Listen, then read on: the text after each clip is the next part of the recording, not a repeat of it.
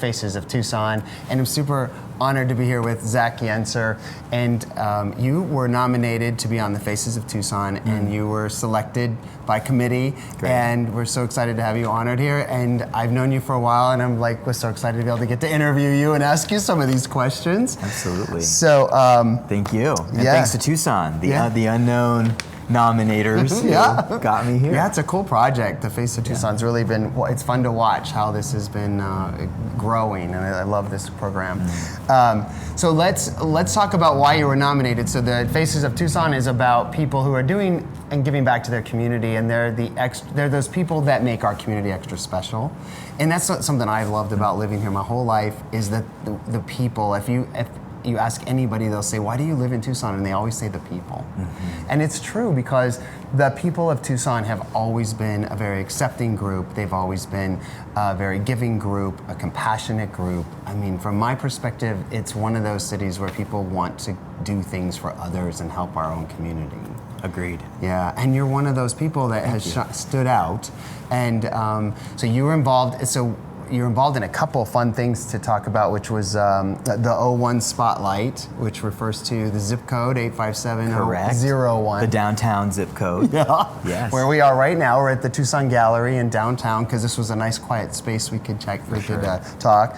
Then you also served as the president for the Menlo Association the Neighborhood Association. 4 years. 4 years, wow. 4 years. That's a lot. And then you were on the board for Downtown Tucson Partnership. Correct. Yeah, that's awesome. So tell me a little bit about those, or one or all of them. For sure. Well, I'll start with a fun project. It's kind of like this one, but for just 85701, the downtown zip code. A mutual friend of ours and I, just during COVID, thought that businesses in the downtown area especially were the subject of so many things added to their plate to manage during COVID. And we wanted to go around and celebrate them and spotlight them and say, how are you doing? What are the opportunities and challenges? And how can we share the word with people who may not think to come downtown and to visit your business and to say, hey, these are the amazing things going on. And they were restaurants, they were bike shops, they were, kind of boutique galleries. And we just wanted to encourage people to come down and support the downtown Tucson businesses during COVID-19. And did that for free. There was nothing in it for us, just wanted to come down and see the businesses here. And for me, it was personal. I've worked downtown for a while. I live in a downtown neighborhood. Menlo Park Neighborhood Association is just on the other side of the I-10 and Congress freeway area. Right.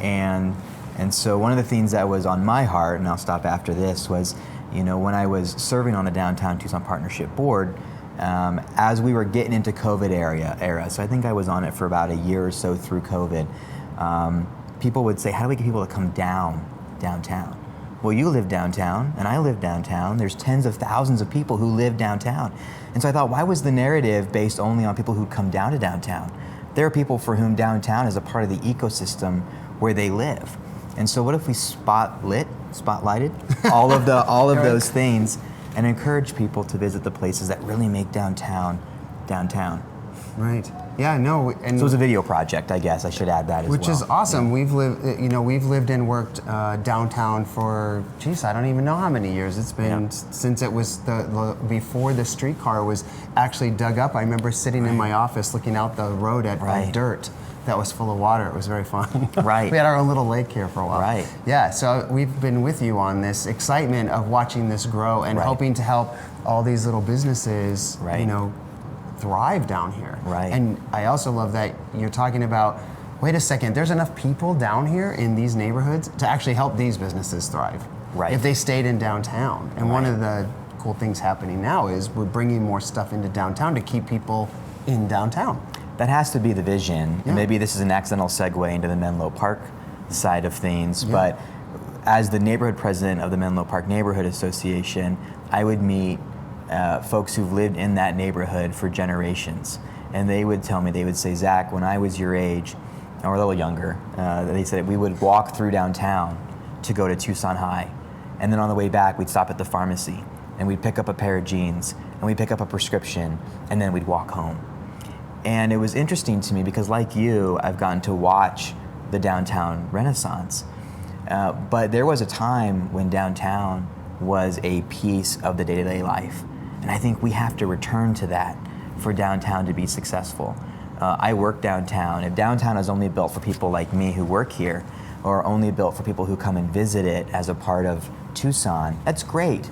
But it's not going to bring downtown to where I think it can be, which is a place where you can again pick up a pair of jeans and pick up a prescription, where it's an all-of-life environment. And I think a lot of what you're doing now is a piece of that. And my downtown experience started upstairs from where we are now. Oh, that's I don't great. think our viewers can see it, but upstairs used to be Connect Co-working. Right. And my dad and I, back in 2013, 2012 maybe, were having lunch at the Hub. And we looked across the street at the beta space for Connect Co-working, and we said, we should move our company to that space. So we came over here, and we were officed out of Connect Co-working, and the rest is history. Well, then it goes even further back, because I think we're sitting in the old pharmacy. This was Martin Drug Company. It was, and then it was Proper, right? When it was a restaurant, and now it's Proper Shops. And here we are at the Proper Shops And with finally little retail Yes. outlets, more coming in, and we're in the Tucson Gallery, which is a new project that Darren and I have taken up with Tom Heath, which is really fun. Right. So yeah, that's very exciting. Yeah. So tell us about your family. Tell us about your family. I've met your family a little bit, so you're beaming and I can see it. Yes. So let's talk about family. For sure. So my family, I've been married for 8 years. It'll be 9 years at the end of this year. I wanted to double check that because my wife is going to watch this. My wife and my mom are going to watch this, and many, many others. You're getting fact-checked? And I want to make sure that I'm getting it right.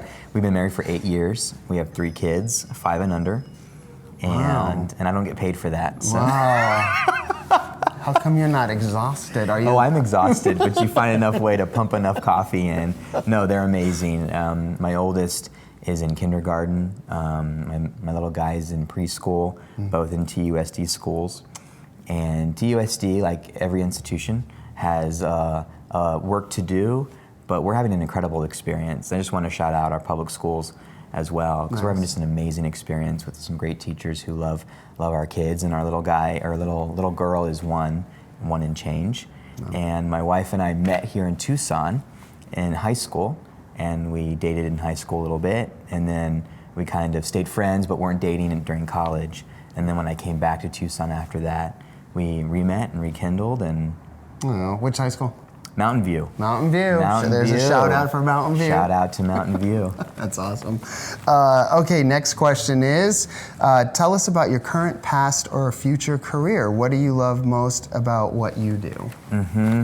If I look at a theme of what I do and what I'm interested in, whether it's the O1 Spotlight, whether it's Menlo Park Neighborhood Association, or serving on the board of the Downtown Tucson Partnership, there's a kind of a community organization theme to it, of bringing people together to work on causes that they care about, and to put aside our differences.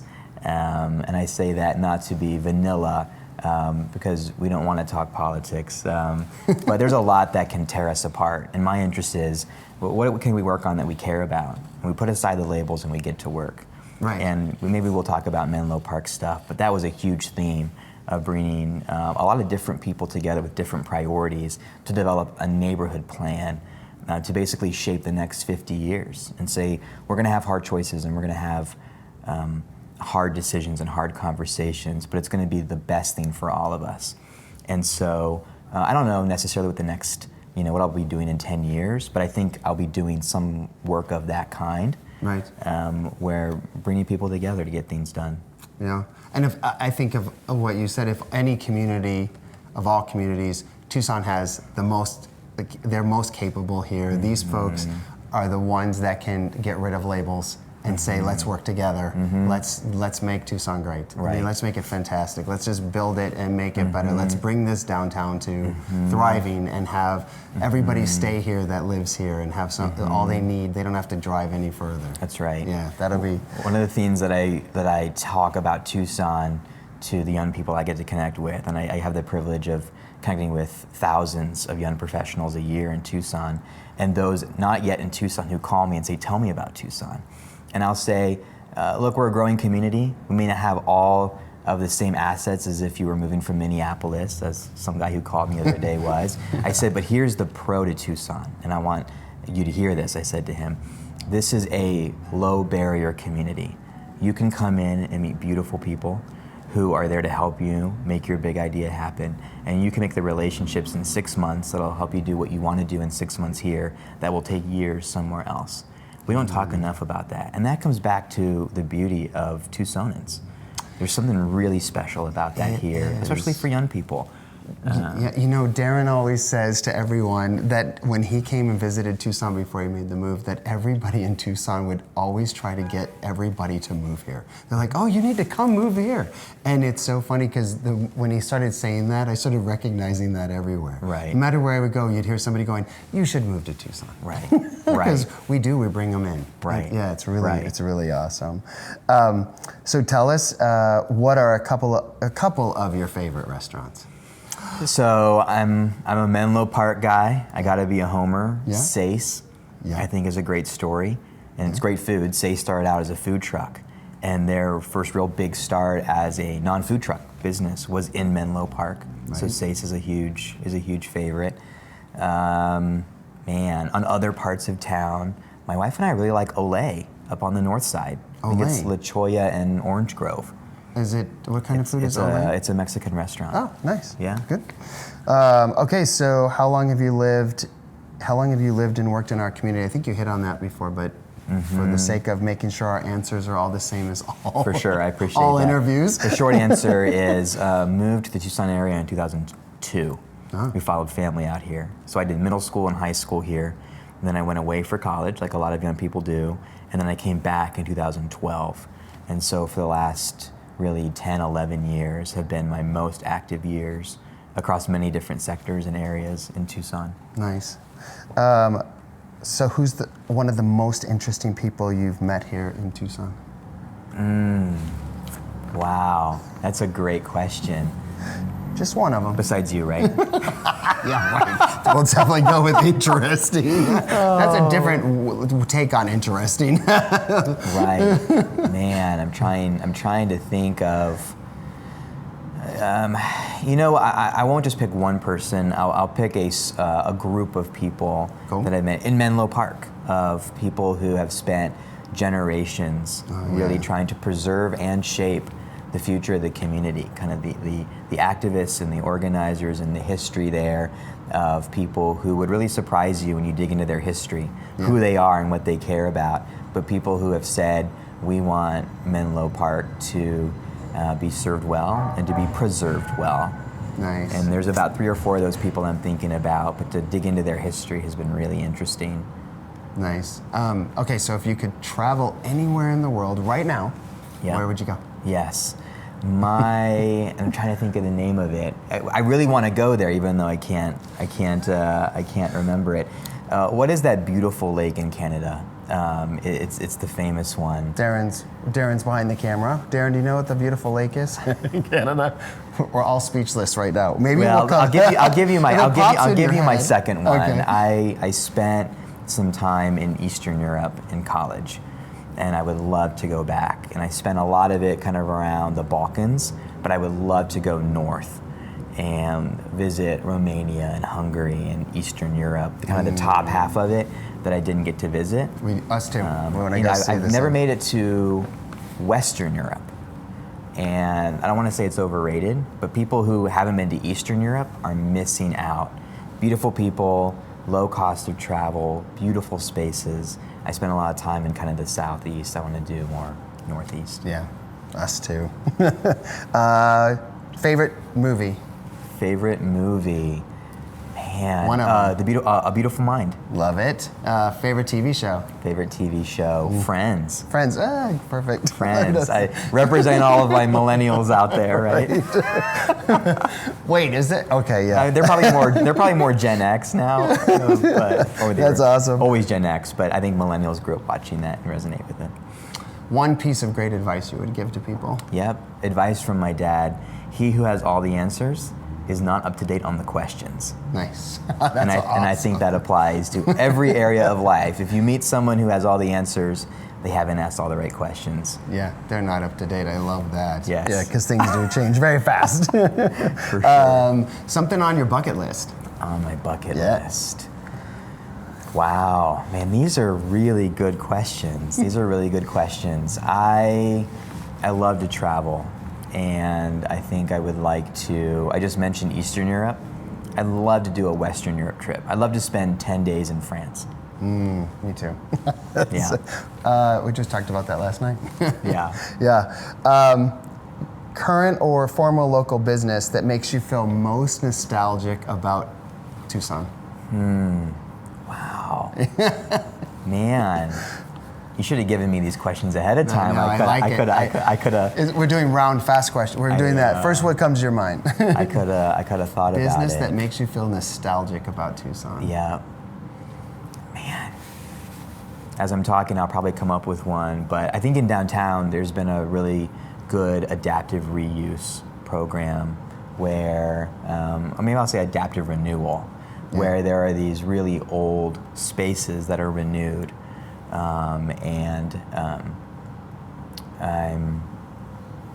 It's okay. It'll pop in your head, and we'll come up. We'll get it. Yeah. If you could choose anyone that was alive, that is alive today, that can't be a relative. Okay. With whom you would love to have lunch. Yeah. Who is it, and where would you take them for lunch? Wow. These are really great questions. Man, who is alive today? Right, who's alive right now that you could interview right now? Who is alive today? Take them to lunch. Where would you take them? Alive today. We're gonna have to come back to that one. It's a big one. Because there's a couple one. of people I would love to sit down and interview. Like I'd love to talk to Obama. I'd love to ask him some questions. Or Oprah. I'd like to ask her some questions. And there's some crazy funny people. There are. Yeah. There are. But we just need one. So you'll come. So we talked about where you see yourself in 5 to 10 years, and then. Not sure, but we know that it would be community. Community building. Yeah. Yeah. Even for friends or family, what is something interesting that most people don't know about you? The most interesting thing people don't know about me is give me probably 5 or 7 days, and Albanian is my second best language after English. Really? Yeah, I spent 3 years learning it in college and was doing work with the State Department in Arizona State University over in Kosovo on civic education for young people, part of democracy building on the other side of the Balkan War. Was doing language study and my thesis over there, and spent 3 years learning Albanian. How do we say hello? Ç'kemi. Well, that sounds pretty. That sounds great. It's kind of the more like what's up, hello, kind of the informal version. Ç'kemi. Well, you've got that down really. That's what. It's a beautiful language. Yeah. Two nations in the world speak it: Kosovo and Albanian. So oh wow. There's not many of us, I guess. That's a cool fact there, Albanian. Yeah, that's pretty neat. That makes up for all of the other questions you asked that I had a really answer for. To be very fair, he has not seen these questions ever. This is the proof. We're throwing you right in the fire, man. Yeah. Most beautiful place you've ever been. Most beautiful place I've ever been. I think it would be either Belgrade in Serbia or Thessaloniki in Greece. Wow, we missed. We spent 30 days in Greece. Well, we've been to Greece 4 times, but we a month we missed. Our friends were from there too, and we missed it, so we have to go. Now it's back on our list. Spent a couple days in Kyiv as well. Kyiv is beautiful. Nice. Yeah. We love Greece. It was really fun to be there every time. Favorite month?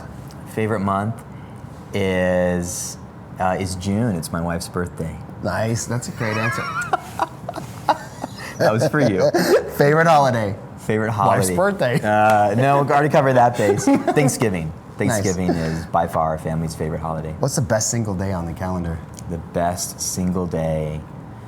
All right, I'm gonna combine a couple of things. So, was it in Miss Congeniality where they ask one of the contestants, what is your favorite day or something like that, and she answered a date on the calendar, April 25th. It's my son's birthday, so April 25th. Wow, nice. Really good. Combining some pop culture there for you. Thank you. I'm trying to think back in my head. I'm like, I love that movie, but I don't remember movies. I've watched it once, but I know that fact. I'm bad at remembering anything in a movie, which is really fun because when I watch it the second time, it's all like starting over. So it's great. What would you rate a 10 out of 10? What would I rate? A 10 out of 10. A 10 out of 10. Something you'd rate a 10 out of 10. I'll make it Tucson related. I would rate the Monica a 10 out of 10. Oh, that's a great new restaurant. A great new restaurant, part of the Cicharo family, and just you don't get a lot of those kind of spaces in Tucson. Right. And the way they did kind of that infill project, you feel like you're stepping into something else. And it's got one of our, Joe Pagic, one of the Tucson's favorite mural. muralists, has a mural in there, That's which right. is really great. That's so we're right. connecting it now to this. Yes, for sure. Segue Tucson Gallery. Yes. Was that the question you were asking? Did I answer the way you hoped I would? Well, better. Okay. That's awesome. I was like, what would you rate a 10 out of 10? There's a lot of things that can be a 10 out of 10. Yes. Who inspires you to be better? Oh man, who inspires me to be better? we're getting some help. There's some obvious answers. One is my wife and my family. I really want to be the best guy I can for my wife. But in the community, there's some great community servants that I really admire, and some mentors in my life here that I want to make proud. Oh, that's sweet. Yeah, and some of them have even passed, and I do a lot of what I do to make them proud, even though they're not here to enjoy it. That they carry on. We were having fun, then I went really deep there, I can tell. It's okay. I felt that because there's people that crossed into my mind as soon as you said it. Right. Like those mentors, and I have been practicing.